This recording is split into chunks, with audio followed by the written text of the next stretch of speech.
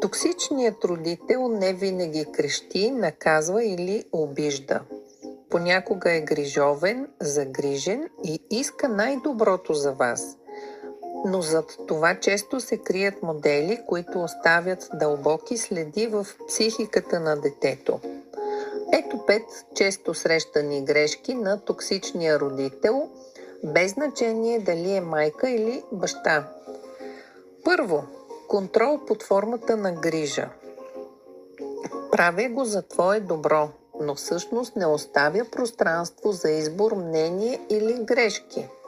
Второ, обезценяване на емоциите.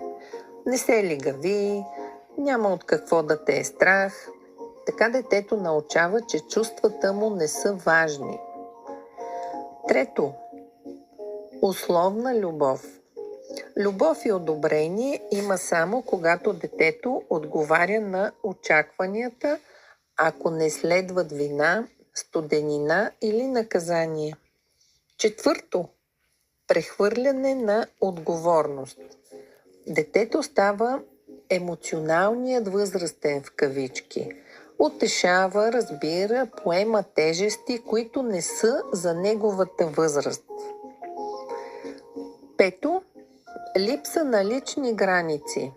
Няма мое и твое. Мислите, решенията и дори чувствата на детето се преживяват като собственост. Токсичното родителство често не е умишлено.